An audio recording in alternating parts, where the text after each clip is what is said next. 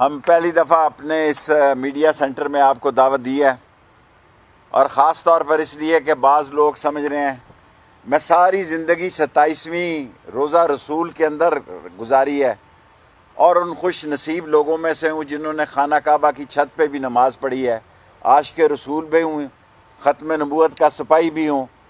लेकिन ऐसा तासर दिया जा रहा है जैसे मैं तो 20 दिन पहले गया था, मैंने इनसे हमदर्दी की, मैंने इनको बताया भाई आपके ख़िलाफ़ बड़ी नफ़रत है और हर माँ मेरा माथा चूम रही है, हाथ चूम रही है और कह रही है कि शेख रशीद तूने गद्दारी नहीं की, तूने रावलपिंडी की लाज रखी। हर माँ ने मेरा माथा चूमा। मैंने इनको बताया कि तुम्हारे ख़िलाफ़ बड़ी नफ़रत है और मुमताज़ कादरी को आपने फांसी दी और मैं लिखूँगा सारी सूरत हाल। अब तो मैं फारिग हूँ। मैं तो एक नाला लई की वजह से वहाँ फंसा हुआ था, वरना 16 वजारतें मैंने कर ली, मेरा जी तो भरा हुआ था। मैं इस तरह तो नहीं था कि बाप भी फ़र्द जुर्म में है और वज़ीर आज़म है, बेटा भी फ़र्द जुर्म में है और वज़ीर आला है।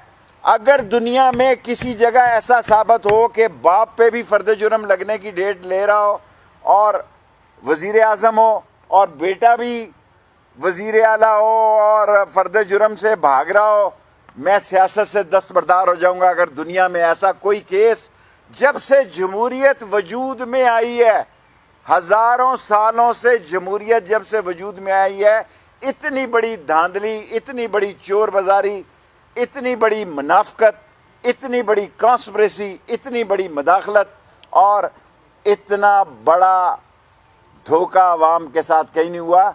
और मैं आज वाकई पेशन गोई करने जा रहा हूँ। दुनिया के जिस मुल्क में ये जाएंगे वहाँ इनको गंदे अंडे पड़ेंगे और टमाटर पड़ेंगे, फिर ये कहेंगे शेख रशीद ने ये कहा था जी, इसने प्लान किया था। मैं तो 20 दिन पहले गया था जनाब और मैं सूरत हाल समझ गया था। पता नहीं आपके लिए रोज़ा रसूल खुला भी कि नहीं खुला, मुझे नहीं पता। मैं रोज़ा रसूल की बात कर रहा हूँ क्योंकि पिछली 27वीं में रोज़ा रसूल में था और मैं आगे चला गया, इस दफ़ा पहले ही चला गया 20 दिन पहले। और इन्होंने जो शोर मचाया हुआ है भाई, ना डीजल मिल रहा है, 10-12 रुपये चीनी महंगी आपने कर दी है, घी 15 रुपये महंगा कर दिया है।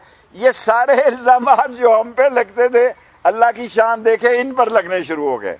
ये हमें कहते थे सिलेक्टेड है जी, हम अब इनको कहते हैं जनाब अली ये सिलेक्टेड भी हैं और इम्पोर्टेड भी हैं। इम्पोर्टेड इतनी बड़ी गाली पॉपुलर हो गई है, इतनी बड़ी पॉपुलर हो गई है कि सिलेक्टेड ये हमें कहते थे, हमें कहते थे इलेक्शन कराओ, हम कहते थे इलेक्शन कराओ। मैंने कहा है कि मई का महीना है, मैं कल से शुरू हो रहा है, मैं अपनी इस बात पे कायम हूँ, इसमें से सियासत निकलेगी। ये नहीं हो सकता कि मुल्क में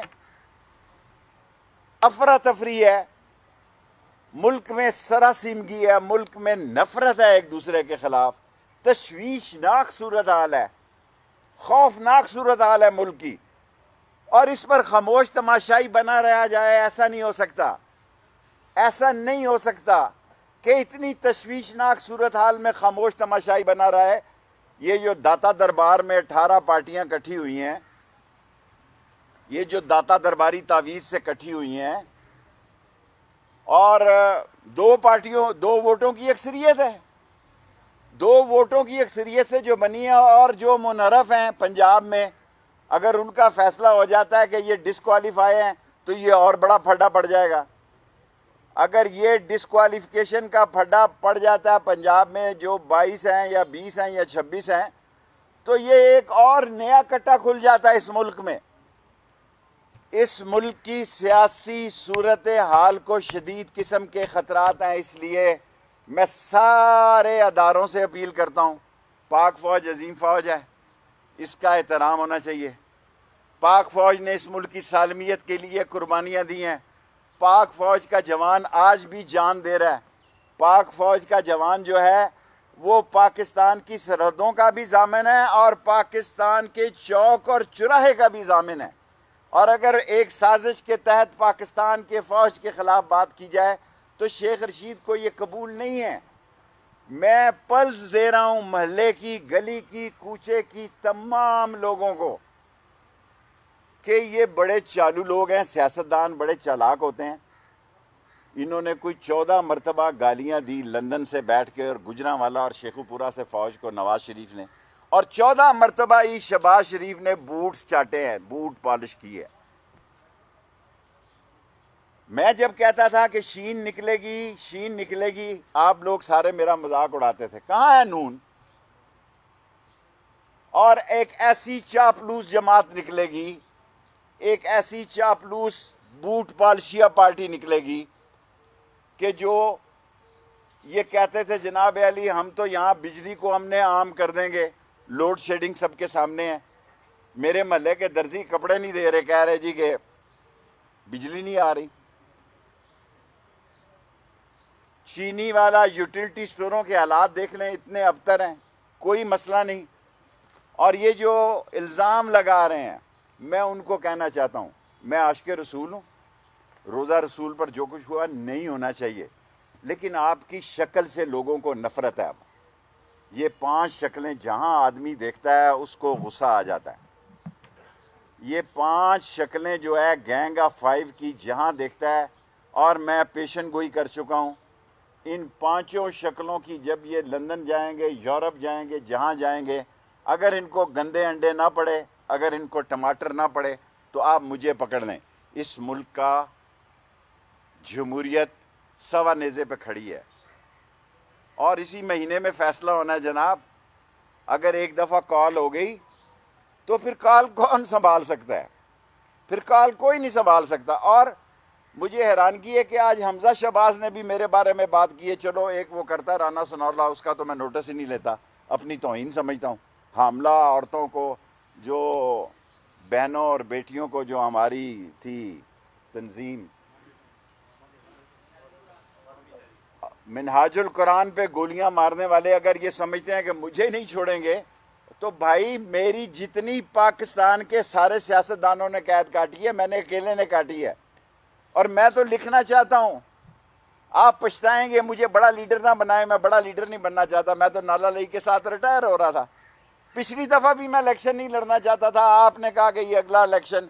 अब क्योंकि इमरान खान पे बुरा वक्त है, इमरान खान को ऐसे वक्त में छोड़ना, मेरा शहर इसको गद्दारी समझता है, बेशर्मी समझता है।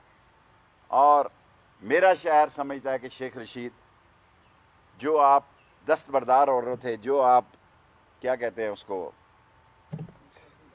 रिटायर हो रहे थे, अभी नहीं होना, तो फिर जाहिर है अगर अभी नहीं होना तो फिर खान ने कहना इलेक्शन भी लड़ना, फिर मुझे इलेक्शन लड़ना पड़ जाएगा।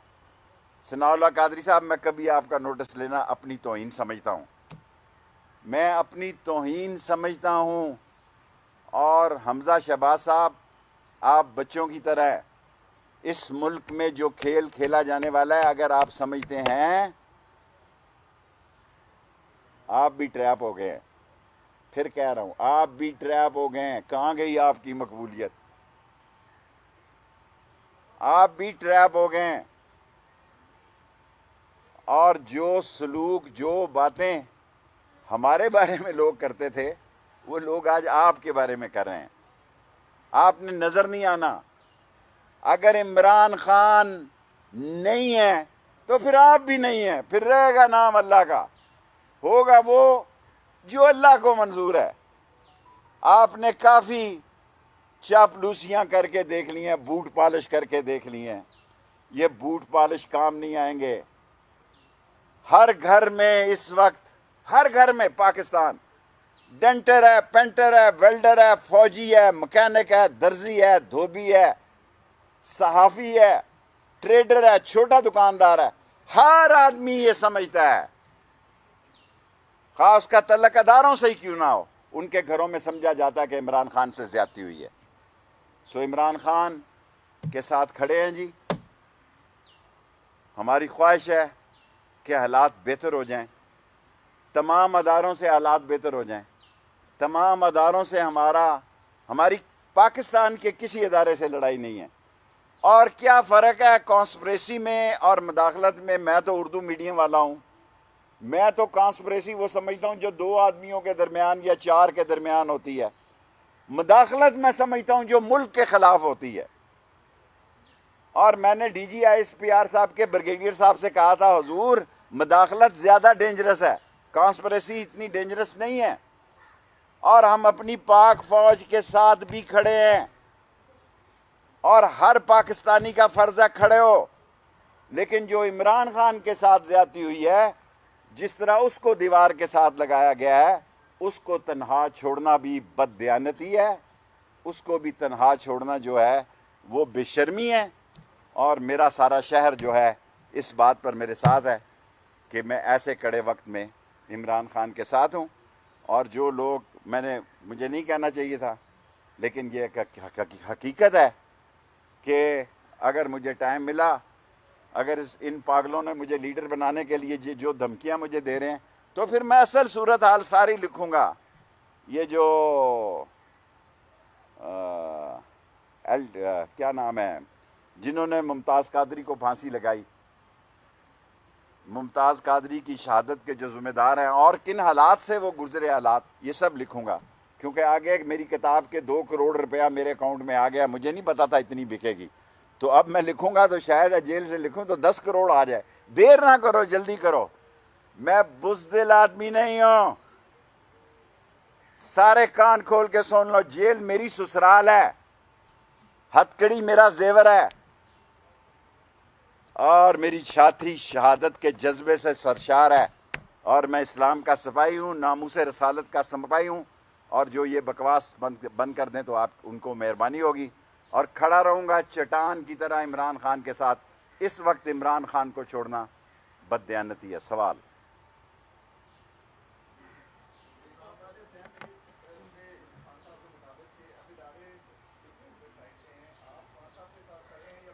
देखें, मैं पिंडी को कभी मैंने नहीं छोड़ा। फौज के साथ मेरे तल्लुकात थे, हैं और रहेंगे सारी ज़िंदगी। मुझे अपनी फ़ौज पे फ़ख्र है, पर मैं इमरान खान के साथ सियासत में खड़ा हूँ अब। और मैंने उनको बताया कि मैं इमरान खान के साथ खड़ा हूँ, उनसे भी धोखा नहीं किया। क्योंकि बाजवा साहब भी मेरे बहुत जूनियर कॉलेज फेलो हैं। मैं तो हॉस्टल में 6ठी 4थी मंजिल में होता था जब वो आए। सो मैंने किसी को धोखे में नहीं रखा, ना इमरान खान को रखा, ना अपने अदारों को रखा।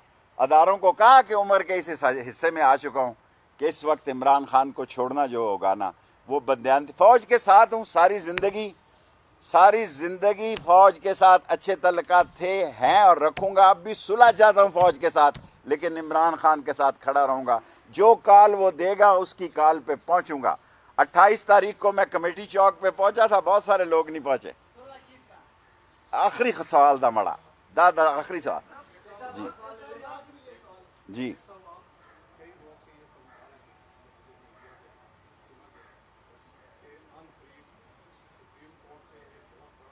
मैंने ऐसी कोई बात, मैंने कहा मैं ही अहम है, मैं कायम हूँ। मैं कभी सुप्रीम कोर्ट को टच नहीं करता। मैं शेख हूँ, मुझे पता है। और बंदयाल साहब के वालिद से मेरे तल्लुकात थे।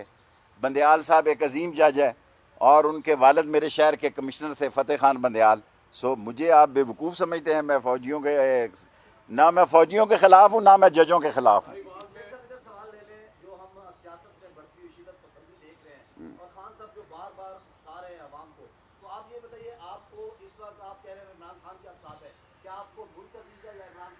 दोनों अजीज हैं। इमरान खान मुल्क का सिपाही है और अभी उससे मिल के आ रहा हूँ, 2 घंटे की मीटिंग में शामिल था। वो ऐसा कोई काम नहीं करेगा जिससे फ़ौज को, फ़ौज के नाम को या मुल्क को नुकसान पहुँचे।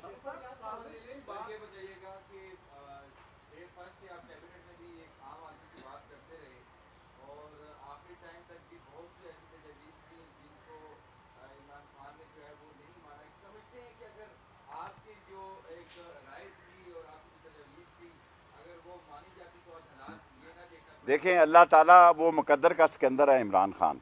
मैंने कभी सोचा ही नहीं था कि इतना मकबूल हो जाएगा कि मैं रोज़ा रसूल में जाऊंगा तो लोग मेरे हाथ चूमेंगे। मैं तो गुनाहगार आदमी हूँ। मेरे जिस्म के अंदर से रोज़ा रसूल की खुशबू है। इस मुल्क में 5 या 6 आदमी है जिन्होंने खाना काबा की छत पे नमाज पढ़ी है। और गल्फ वार में मैं सारा दिन खाना काबा के अंदर रहता था। ये पता नहीं रोज़ा रसूल में गए हैं कि नहीं, मुझे नहीं पता। लेकिन अल्लाह की शान देखें कि वो इमरान खान जिस पर मेरे समेत हल्के में बड़े मसाइल थे, लोगों ने टर्न ले लिया। और जिस दिन इमरान खान कॉल देगा, यहाँ समुंदर होगा और मुझे उम्मीद है कि मई में ही देगा।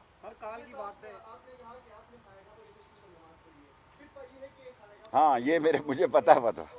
ये फतवा मुझे पता है, उलमा ने कहा दिया है ये फतवा, लेकिन अल्लाह ने मैंने नमाज पढ़ी है वहाँ 4 रकत। फतवा मुझे पता है, उलमा समझ कहते हैं मुझे कि ये नमाज नहीं हुई, ये पता मुझे। खान साहब कॉल देंगे। पिछली बार जब खान साहब ने कॉल दी थी डॉक्टर तैयब कादरी और नाजिम कराम के साथ थी, और खान साहब ने भी कहा कि जब 31 अगस्त को जब उधर वहाँ पे छोटा सा सवाल करें, नाजिम कराम वाले ने बचाया, इस बार क्या खान साहब अकेले ये 126 दिन गुजार लेंगे वहाँ पे? ये 126 दिन की लड़ाई नहीं है भाई, ये 26 दिनों की भी लड़ाई नहीं, ये आर पार होगी, या हम नहीं या वो नहीं।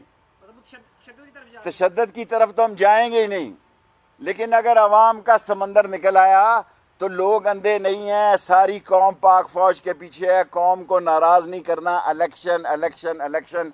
और फौज को क्या कहते हैं, एस्टेब्लिशमेंट को ये बात बहुत अच्छी तरह समझ है कि इलेक्शन कोई जुर्म, ये मुतालबा नहीं है। हम ये नहीं कह रहे इनको हटाओ, हम ये कह रहे हैं इलेक्शन जल्दी करा दो, ये इमरान खान की डिमांड है। और फौज को, इन सारी पार्टियों को इस मसले पर टेबल पर लाना चाहिए।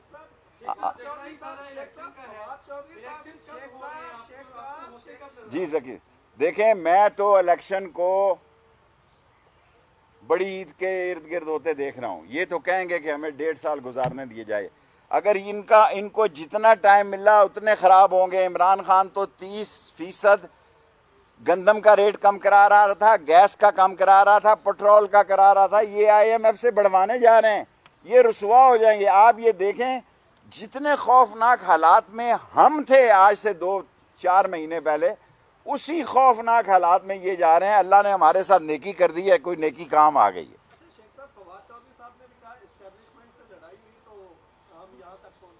देखिए फौज, मैंने ये नहीं कहा लड़ाई, मैंने कहा कि मैं पाक फौज के साथ हूँ।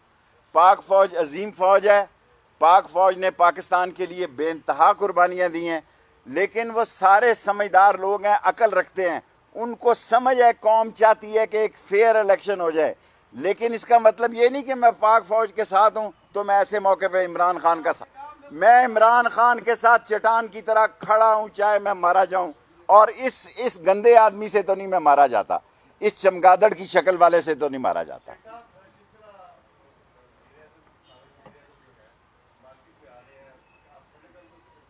मैंने आज उनसे अर्ज किया कि आप ना जाएं, लेकिन वो बादशाह हैं, वो मैंने उनसे अर्ज की। Thank you. खान का लास्ट सवाल होता है। अच्छा,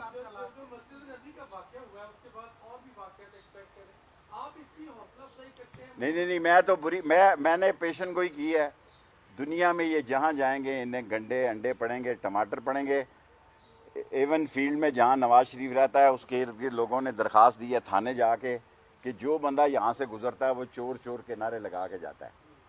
और अब आप देखें उसके दोनों बेटे शाही महल, जो सऊदी अरब के फरमा रवा से अजीम फरमा, सऊदी अरब से हमारा रिश्ता खून का और चीन से भी, उसकी मीटिंग में जो दोनों बच्चे बैठे हैं नवाज शरीफ के, उन्होंने तो हलफ ही नहीं उठाया हुआ। जिन लोगों को उम्र कैद हुई है उनको इन्होंने एफेड्रीन वालों को, उम्र कैद वालों को फेडरल मिनिस्टर के बराबर ओहदा दिया है। ये फंसने जा रहे हैं। वो नवाज शरीफ के दोनों बेटे उस मीटिंग में बैठ नहीं सकते, ये कानूनी तौर पे जुर्म है, इसके लिए हलफ उठाना ज़रूरी है। खान साहब द लास्ट क्वेश्चन था।